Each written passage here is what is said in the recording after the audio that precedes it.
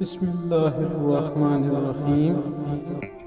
ایک شخص ہر روز رات کی تنہائی میں اللہ کا ذکر کیا کرتا تھا۔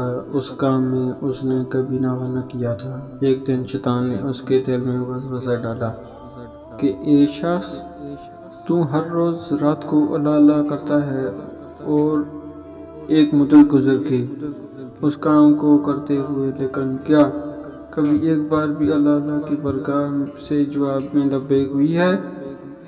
تو کس عاجزی اور انکساری سے اللہ کی ضرب لگاتا ہے، لیکن برگائے ہوئے خداوندی سے تجھے یہ جواب تک نہیں آیا۔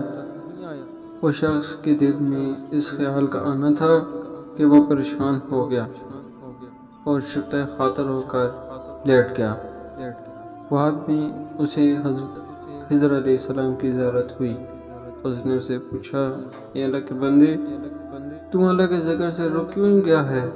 کہنے لگا، میں تو ہر روز اللہ کرتا تھا، لیکن جواب میں میرے پاس لبیک نہیں آیا، اس لیے میں اس بات سے ڈر گیا کہ شاید میں اللہ تعالیٰ کی بارگاہ میں مردود ہوں۔ یہ سن کر حضرت خضر علیہ السلام نے فرمایا، اے شخص، اللہ پاک نے مجھ سے فرمایا، جا میرے اس بندے سے کہہ دو کہ تیرا اللہ کہنا میرے ہی کرم کی وجہ سے ہے۔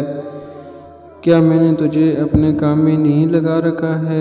تیری طلب کی مجھ سے پتہ ہے، میں تجھے بھولا نہیں ہوں، نہ ہی میں نے تجھے نظر انداز کیا ہے۔